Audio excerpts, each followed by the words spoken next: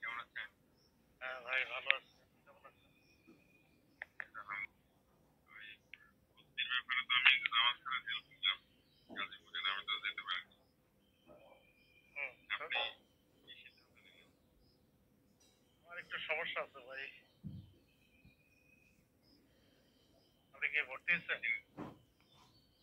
এখন ভর্তি না হলে তো সামনে আগানো যাবে না।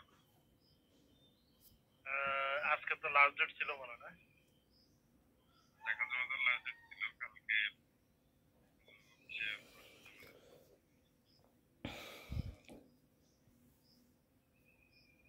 আমার একটু আছে, সমস্যা আছে।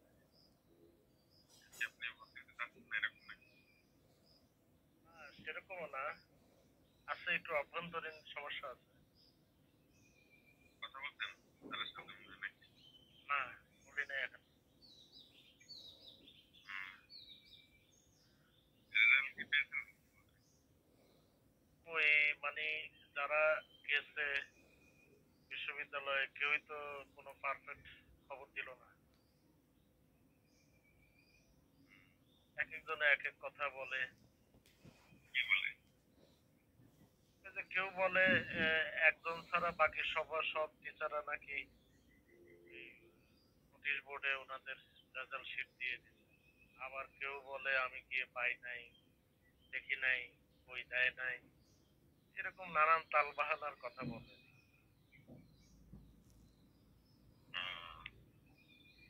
আচ্ছা এটা কেমন? আমাদের কি রেজাল্ট না দিয়ে পরবর্তী ধাপে উত্তীর্ণ করা তো কেমন একটা ব্যাপার হলো না? আমাদের মধ্যে যেমন রেজাল্ট দেওয়া উচিত। আপনি একটু ফোন দিবেন নাকি যে সরাসরি স্যারকে? প্রশ্ন স্যারের সাথে ইয়ে আছে মোটামুটি। আমি তো কিছু দেখি না ভাই। আপনাকে নাম ধরেছেন তো। আমাকে চেনে হয়তো। আমি চাঁদপুরের লোক, উনি কুমিল্লার লোক। তারপরে বয়সে সে মানে তিন গ্রাম সাড়ে তিন মানে গ্রাম বছরের। মানে ব্রাহ্মণবাড়িয়া। কুমিল্লার।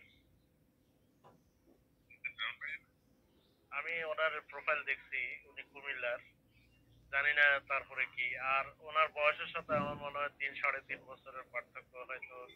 ওইদিকেও কিছুটা মজা পান। আরেকদিকে আমার একটা ব্যাপক পরিচিতি আছে। ভুলভাল বা কতটুকু কি ভালো কি খারাপ মন্দ মিলে আমার একটা ব্যাপক পরিচিতি আছে বাংলাদেশে। সেই প্রেক্ষাপটে হয়তো উনি একটু মজা পান আর কি আমার সাথে কথা বলে, আমার নাম ধরে। না এটা ঠিক আছে। খোঁজ খবর নিয়েন। দেখা যাক, হ্যাঁ, আপনাকে আপডেট জানাবো।